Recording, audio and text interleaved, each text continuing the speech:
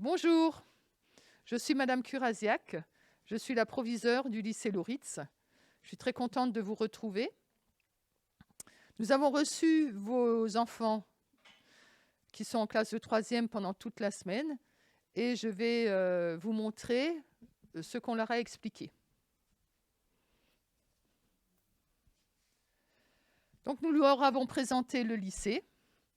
Donc nous sommes un lycée général et scientifique et technologique. Notre lycée a été créé en 1844 par M. Henri Loritz, qui était un instituteur. Nous avons 2100 élèves, 210 professeurs, 150 personnels administratifs et d'entretien. Donc nous sommes une grosse structure. Et j'ai expliqué à vos enfants que ça ne devait pas leur faire peur, parce que même si nous sommes une grosse structure, eh bien, nous nous occupons des enfants comme si c'était des cas individuels. Lorsqu'ils ont un souci, ils doivent venir nous voir et on va toujours essayer de régler ce souci avec eux. Pour nous, c'est un point très, très important parce qu'on ne peut travailler bien que dans un établissement où on se sent bien. Donc, le fait que vos enfants se sentent bien, eh bien, il faut absolument qu'on atteigne cet objectif. En plus de ça, toujours au début de l'année, quand les élèves arrivent en seconde, on passe beaucoup de temps pour sillonner les couloirs pendant 15 jours pour voir si les élèves ne sont pas perdus. Et si c'est le cas, on les emmène dans leur salle de classe respective. Souvent aussi, pendant le premier mois, on leur demande s'ils s'adaptent bien, s'ils n'ont pas de soucis. Voilà. Et en règle générale, les réponses que nous recevons, elles sont toujours positives. Donc, c'est sûr que ça peut être angoissant pour vos enfants parce qu'ils sont, à l'heure actuelle, dans leur petit collège. C'est les plus grands et là, ils vont redevenir les plus jeunes. Mais je vous assure, ça se passe toujours très, très bien. Donc, nous avons 40 classes de pré-bac, 14 secondes, 15 premières, 15 terminales, 26 classes de post-bac, 10 classes de BTS première année, 10 classes de BTS deuxième année et 6 classes de CPGE. Ça veut dire que si vos enfants souhaitent continuer leurs études chez nous, ils peuvent rester jusqu'à 5 ans chez nous. Voilà, ça c'est les effectifs en détail. Je ne vais pas trop l'expliquer. Donc, nous avons un internat. Donc, j'ai expliqué aussi à vos enfants que malheureusement, on ne pouvait pas leur montrer l'internat puisqu'il était occupé et puis on voulait éviter les brassages. Par contre, si vous venez à notre journée porte ouverte du 12 mars, eh bien, on vous montrera tous ces endroits. Donc, un internat pour les filles de 75 places et le reste pour les garçons. Nous sommes un établissement où nous avons des équipements de pointe. Là, on vous a montré quelques exemples. Le tomographe, la cuve à ultrasons. Ce sont des équipements qu'on nous envie. Nous avons même des entreprises qui viennent faire des formations chez nous. D'autres lycées qui viennent utiliser nos plateaux techniques. Voilà, donc on est vraiment très, très bien dotés et ça, on le doit à l'équipe de professeurs de technologie et à notre chef de travaux. Maintenant, on l'appelle DDFPT, le délégué aux formations technologiques et professionnelles, qui a toujours été à la pointe du progrès et nous avons fait aussi des investissements financiers conséquents pour être à la pointe de toutes ces nouvelles technologies. Voilà notre CDI. C'est pareil, je n'ai pas pu le montrer à vos enfants, mais le 12 mars, je vous le montrerai. Le Fab Lab, alors ça a beaucoup intéressé vos enfants. Donc le Fab Lab, un laboratoire de fabrication. Donc on apprend dans cet endroit à utiliser une imprimante 3D, à utiliser de la réalité virtuelle. Et notre objectif, c'est de rendre les élèves autonomes sur ces utilisations.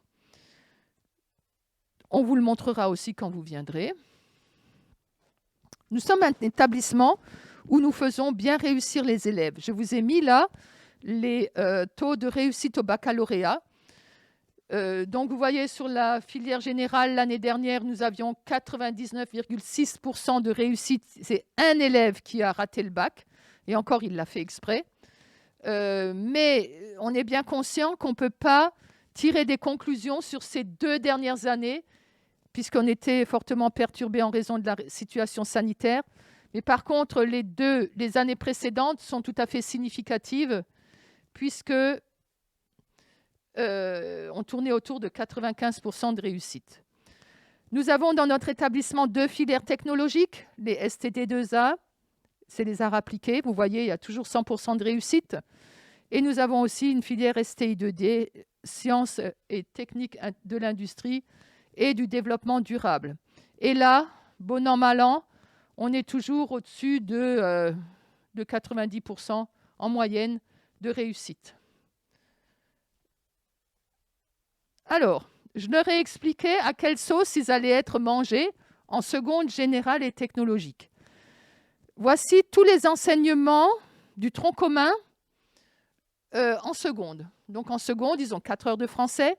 Nous avons fait le choix au lycée Loritz de leur octroyer 3 heures en classe complète, 1 heure en groupe. En histoire-géographie, ça sera 3 heures en classe complète. En langue vivante, ça sera 2h75, toujours en effectif réduit qui ne dépasse pas 25 élèves par groupe. En physique-chimie, 1h30 classe complète, 1h30 en groupe pour leur permettre de manipuler. En SVT, 1h30 en groupe, pas d'heure en classe complète, toujours pour favoriser les expériences. En mathématiques, 4 heures, dont 3 heures en classe complète, 1 heure en groupe. En éducation physique et sportive, 2 heures. En enseignement moral et civique, 1 heure groupe quinzaine. En sciences économiques et sociales, 1h30 par semaine en classe complète. Et en SNT, sciences numériques et technologiques, ce n'est pas en classe complète. Ce qu'on fait en sciences numériques et technologiques, on prend 2 classes et on fait 3 groupes. Donc, c'est à effectif réduit aussi. Donc là, il n'y a pas de choix à faire, c'est comme ça partout. C'est les enseignements qui sont communs. Ensuite, il y aura des choix à faire sur les options. Il y a plusieurs cas de figure. Premier cas de figure, les élèves ne choisissent aucune option. C'est possible. Deuxième cas de figure, ils choisissent une option sur le domaine général. Chez nous, nous avons musique. Les autres options, langue et culture de l'Antiquité, c'est le latin ou le grec, art, EPS, art du cirque, n'existent pas dans notre établissement. Deuxième option, elle concerne le domaine technologique. Et chez nous, nous avons sciences de l'ingénieur et création et innovation technologique. C'est 1h30. Création et culture du design, ça concerne les STD2A, les arts appliqués. Quatrième possibilité, l'élève choisit une option dans le domaine général et dans le domaine technologique. Donc, je répète, il n'y a pas d'autre choix à faire. Voilà, c'est tout ce que vous pouvez, faire. Donc, je répète, première solution, pas d'option. Deuxième solution, une option sur le domaine général. Troisième possibilité, une option sur le domaine technologique. Quatrième possibilité, une option sur le domaine général et sur le domaine technologique. Donc, je leur ai parlé aussi un petit peu des étapes de l'orientation en classe de seconde. Ces différentes étapes ressemblent beaucoup aux étapes que vous vivrez en classe de troisième. Donc, au lycée Loritz, avant les vacances de la Toussaint, nous faisons le point sur les résultats de vos enfants. S'ils ne sont pas à la hauteur des attendus, eh bien, nous discutons avec votre enfant pour lui demander ce qui pose problème et qu'est-ce qu'on peut avoir comme piste de remédiation. Et on a un contact avec vous. Au premier trimestre, au conseil de classe du premier trimestre, déjà, on leur demande ce qu'ils veulent faire en classe de seconde. La procédure d'orientation ne l'exige pas, mais nous le faisons tout de même puisque nous considérons que dire à un jeune au bout du conseil de classe du 2e trimestre, ben, écoute, tu n'as pas les notes qu'il faut pour envisager l'orientation que tu veux, et tu as que le 3e trimestre pour te rattraper, c'est un petit peu trop court. Donc, on le dit déjà et on fait déjà le point après le conseil de classe du 1er trimestre.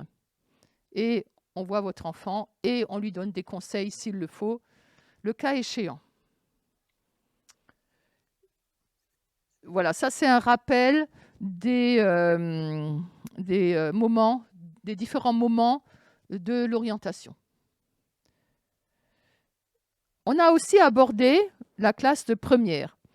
Donc vous allez me dire, mais enfin, nos enfants, ils sont en 3e, ils ont encore bien le temps. Mais je crois qu'il faut quand même avoir une perspective un petit peu plus large. Donc, regardez ce que je veux vous montrer. Votre enfant en classe de seconde va devoir choisir 3 enseignements de spécialité pour sa classe de première. Quand il sera en première, sur ces 3 enseignements de spécialité, il n'en gardera plus que 2 sur sa classe de terminale. Et regardez le poids de ces enseignements de spécialité sur le bac. Coefficient 16 pour un enseignement de spécialité et pareil pour le 2e en classe de terminale. Donc, ça veut dire un coefficient 32, un tiers du bac. Si je regarde l'enseignement de spécialité que votre enfant abandonnera après sa première, il est là. C'est coefficient 8, ça fait coefficient 40. C'est énorme. C'est énorme pour l'obtention du bac et c'est aussi extrêmement important pour l'orientation de votre enfant en ce qui concerne l'enseignement supérieur. Parce que si votre enfant n'a pas choisi le bon enseignement de spécialité, eh bien, son dossier ne sera pas accepté sur la poursuite d'études qu'il envisage. Donc ça, c'est vraiment très, très important à savoir. Et c'est pour ça que j'ai expliqué à vos enfants, même si ça concerne la terminale et les premières. Donc, quels sont ces enseignements de spécialité? Au lycée Loritz, nous avons 2 filières technologiques, les STT2A, mais ça commence à partir de la seconde, les STI2D, et nous avons les filières générales avec 5 enseignements de spécialité. Les SVT, la physique-chimie, les sciences de l'ingénieur et l'enseignement de spécialité qui concerne le numérique et les sciences informatiques. Vous voyez, les mathématiques sont notées dans une autre couleur parce que les mathématiques sont un enseignement de spécialité que nous imposons aux élèves de première, étant donné le profil de notre établissement. Et puis, pour les poursuites d'études, les mathématiques, c'est souvent indispensable.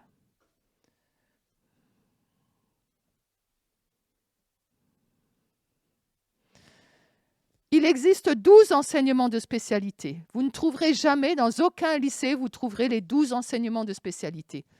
Dans chaque lycée, il existe un panel d'enseignements de spécialité. Donc, ces enseignements de spécialité, voilà les nôtres, notre panel. Et il existe dans d'autres établissements, histoire, géographie, géopolitique et sciences politiques, sciences économiques et sociales, langue et littérature et culture étrangère, humanité, littérature et philosophie, art, ou bien littérature et le latin ou le grec. Voilà, votre enfant peut très bien faire sa seconde chez nous, et puis ensuite, à l'issue de sa seconde, dire, moi, je ne suis pas tentée par les enseignements de spécialité qui existent au lycée Loritz, mais je préférerais choisir quelque chose là-dedans. Et il peut changer de lycée, il n'y a pas de souci. Pour les filières technologiques, je vous ai dit que nous en avons 2 chez nous, mais nous n'avons pas de sciences et techniques du management et de la gestion. Nous n'avons pas de sciences et techniques de laboratoire. Nous n'avons pas de ST2S, c'est les filières sanitaires et sociales. Voilà, nous n'avons que ces 2 filières-là. Je leur ai expliqué aussi que c'était extrêmement important d'avoir une orientation choisie et non pas une orientation subie. Parce que quand on est sur une filière qui ne nous plaît pas, on ne va pas s'investir, on ne va pas travailler et les choses sont plutôt mal parties. Donc, il vaut mieux avoir évidemment une orientation qui est choisie. Pour obtenir cette orientation choisie, il y a des conditions, des pistes qu'il faut développer. Donc, la première condition pour réussir, c'est d'être présent. J'ai encore jamais vu un élève réussir en étant continuellement absent. La deuxième condition, c'est l'investissement en classe, pendant les cours. Pendant les cours, on va demander à votre enfant de participer, de poser des questions. Évidemment, je leur explique aussi qu'il n'y a pas de place pour le bavardage, parce que si on est en train de discuter avec son voisin de table, on ne peut pas intégrer les explications des professeurs et c'est comme si on était absent. On demande aussi à vos jeunes de ne pas hésiter à poser des questions. Il faut nous dire ce qui bloque, ce qui les empêche de comprendre, pour qu'on puisse les aider. On est là pour ça. Et ensuite, il y a tout le travail personnel.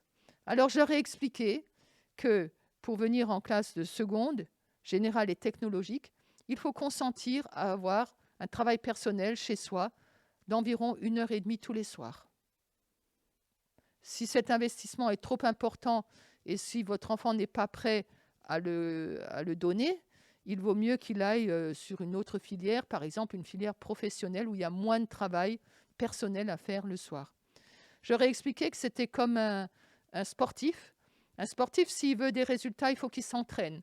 Un élève, c'est pareil. S'il veut des résultats, il faut qu'il s'entraîne à la maison, en refaisant les exercices faits en cours, en apprenant ses leçons.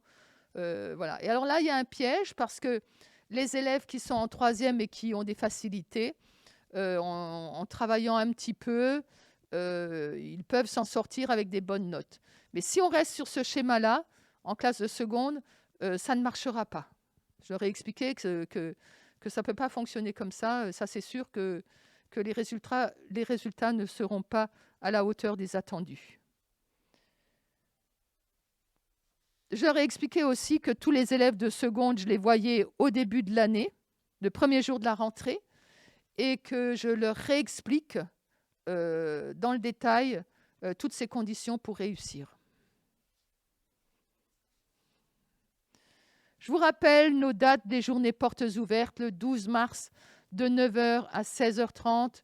Venez, vos enfants ont certainement dû vous dire qu'ils ont vu des choses intéressantes durant cette semaine lorsque nous les avons accueillis. Donc, venez pour qu'on puisse aussi vous les montrer à vous. Je leur ai expliqué que l'orientation, c'est une histoire de famille, qu'il faut aboutir à un projet d'orientation en discutant avec votre enfant. Et il faut aussi que vous sachiez quelles sont les caractéristiques des différents établissements envisagés. Voilà, donc après, nous les avons répartis sur différents ateliers. Chaque élève avait 7 feuilles. Il y avait des groupes de différentes couleurs.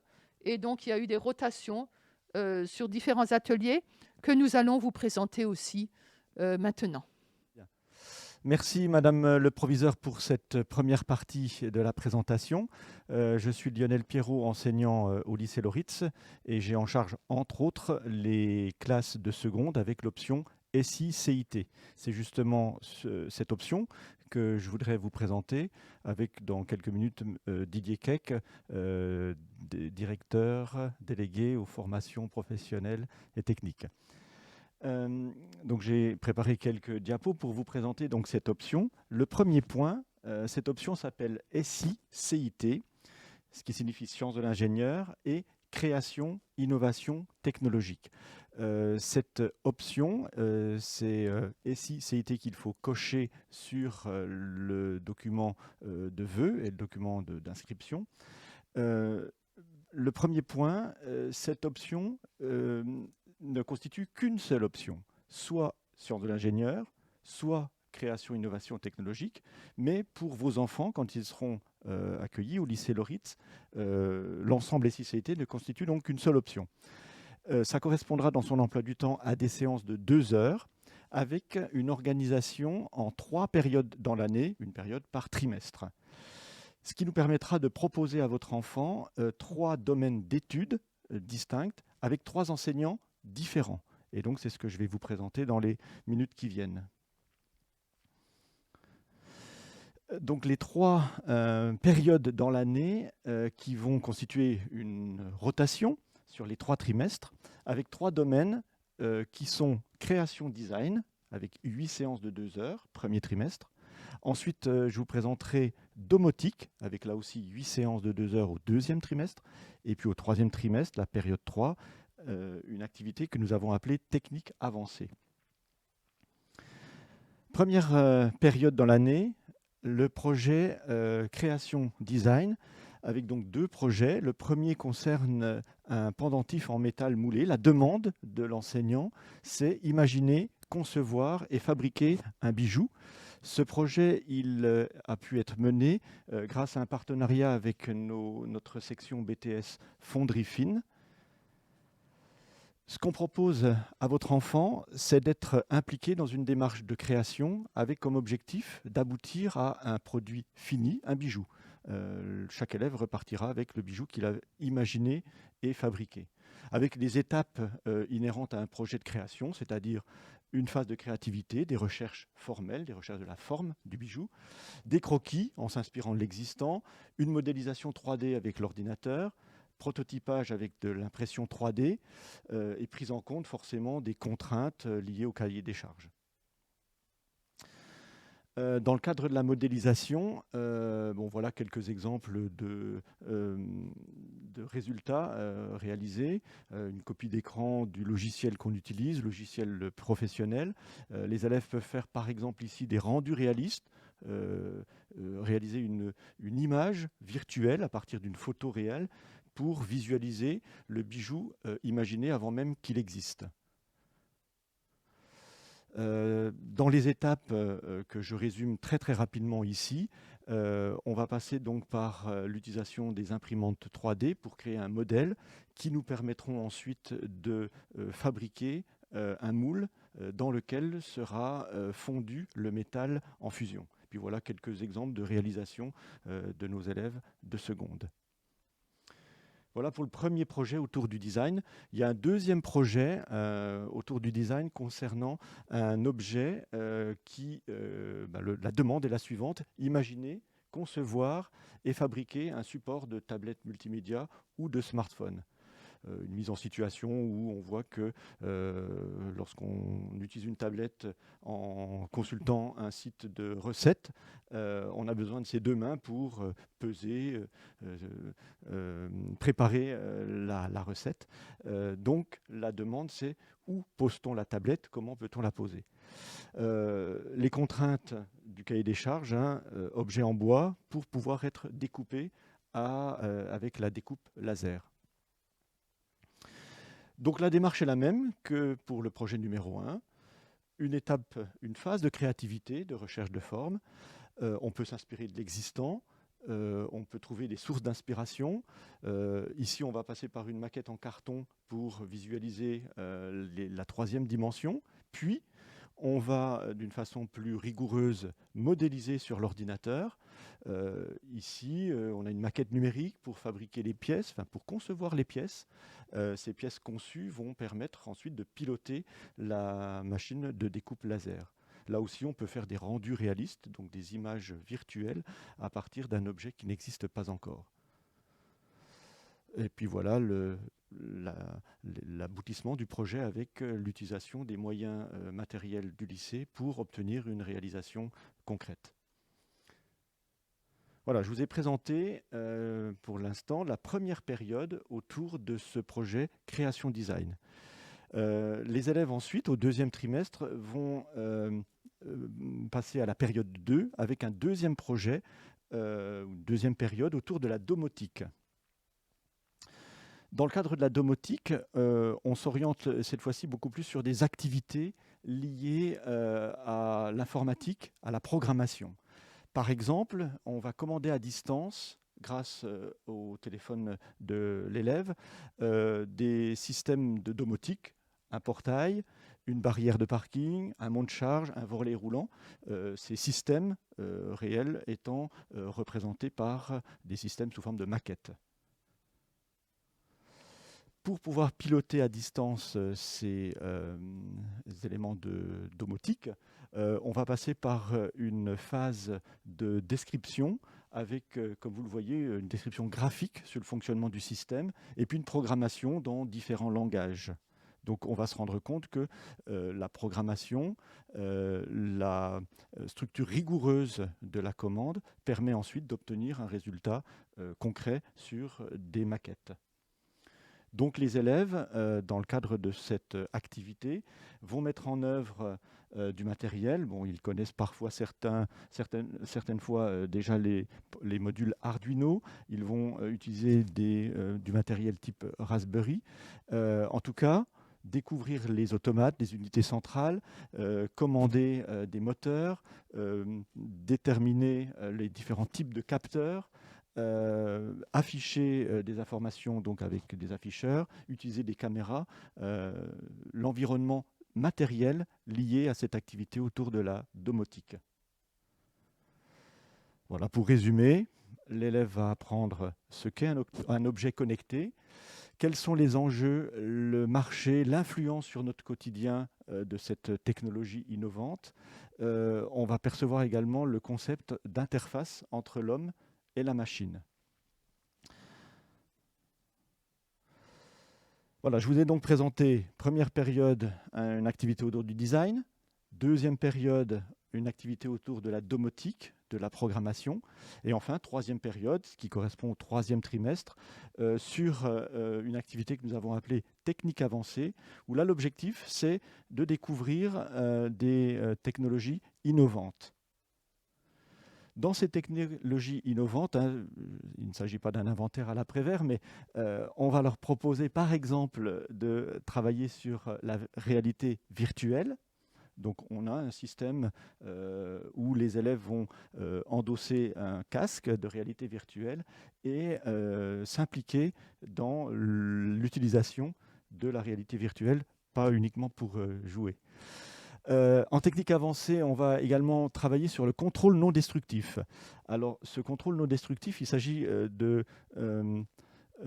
travailler, de réfléchir sur ce qu'on appelle la santé matière. On va appliquer ce que nous connaissons tous au niveau de l'imagerie médicale, cette technologie sur des pièces mécaniques. Ce projet nous a été inspiré parce que nous nous appuyons sur un partenariat avec des formations qui existent au niveau de la licence professionnelle, CND, contrôle non destructif. Comment découvrir la santé d'une pièce mécanique. Alors c'est pour ça qu'on a mis par exemple un Airbus ici, parce que cette activité est très liée à la sécurité lorsque les pièces mécaniques ont un enjeu essentiel pour la sécurité. Alors, on va utiliser, comme dans le domaine médical, l'échographie ou le scanner, qu'on appelle tomographe.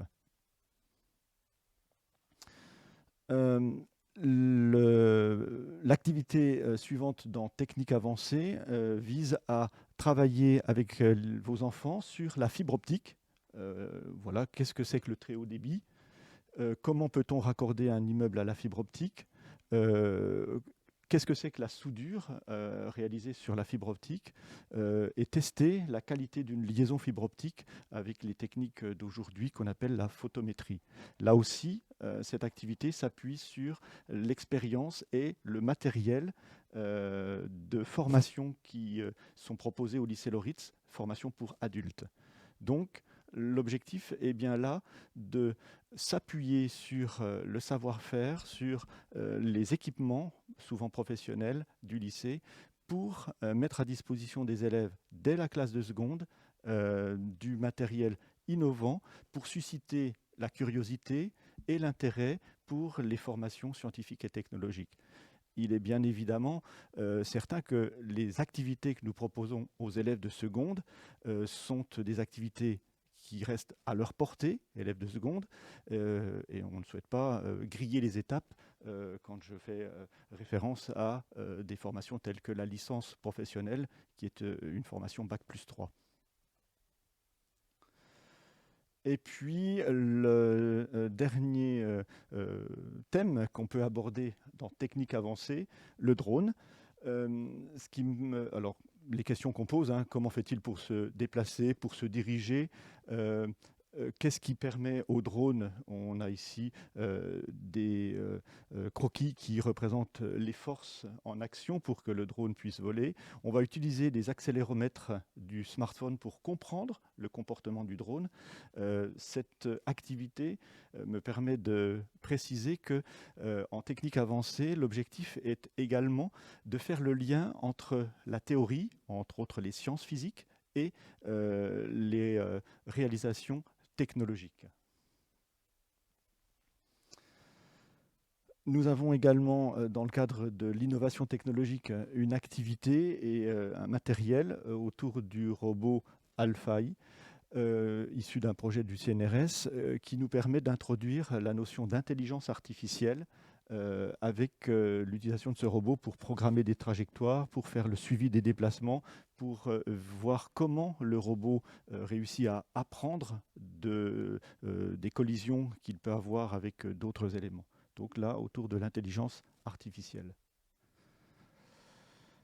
Toutes ces activités, depuis le premier trimestre jusqu'au troisième trimestre, jusqu'à la fin de l'année, se terminent toujours par des présentations orales. L'élève sait que après avoir découvert, après avoir manipulé, après avoir fait des recherches plus approfondies dans les différents domaines, l'élève va devoir restituer oralement, en groupe souvent, devant ses camarades. Donc chaque groupe va présenter les activités qu'il a réalisées, le travail de chaque élève dans le groupe, les résultats obtenus, les difficultés qu'il a rencontrées et les perspectives d'amélioration. Ce compte-rendu est relativement important. Il participe à la préparation de chaque élève à la présentation orale, ce qui sera une activité incontournable dans la suite de sa formation. Quelques arguments pour justifier de faire le choix de l'option SICIT en classe de seconde. Comme vous avez pu le comprendre, avec les différentes activités qu'on va proposer à vos enfants tout au long de l'année, nous avons comme objectif de faire découvrir les domaines scientifiques, qui sont relativement nombreux. J'ai cité le numérique, l'informatique, les matériaux, les logiciels de modélisation 3D. On va leur permettre de découvrir les notions d'énergie embarquée, de design, d'innovation technologique. Et toutes ces découvertes ont comme objectif de susciter la curiosité, susciter l'intérêt pour poursuivre en connaissance de cause leur formation au lycée Loritz vers la classe de première, puis vers le baccalauréat. Voilà, donc je répète peut-être un peu ce que j'avais déjà dit. Pourquoi choisir l'option SICIT? Se familiariser avec la méthode de travail, travail en équipe, travail en autonomie, travailler sur le long terme sur une démarche de projet. Ce qu'on va initier en classe de seconde sera forcément repris en classe de terminale, et en classe de première, puis en classe de terminale. C'est une façon nouvelle d'aborder la pédagogie qui n'a pas forcément été souvent abordée au collège. Et cette nouvelle façon de travailler, l'option de SICIT est une occasion assez intéressante de mener cette nouvelle façon de travailler. Donc, comme je le disais, ça permettra aussi de s'exercer aux activités de présentation et de préparer l'orientation vers la classe de première en connaissance de cause, parce que les différents domaines qui ont été abordés va permettre à chacun de percevoir l'appétence ou pas dans tel ou tel domaine. Voilà, et puis comme vous l'a déjà présenté Madame le Proviseur, donc je vais aller assez vite, les poursuites d'études au lycée Loritz mènera votre élève soit vers un bac technologique, avec la spécialité STI 2D, vers le bac général avec différentes spécialités telles que les sciences de l'ingénieur ou NSI, numérique et sciences informatiques. Et je ne peux que vous convier à venir nous voir samedi 12 mars. Nous serons là pour présenter à la fois le matériel, les conditions dans lesquelles nous travaillons avec le matériel qui est mis à notre disposition pour pouvoir proposer à vos enfants une option SI-CIT dans laquelle nous espérons qu'il se plaira. Merci.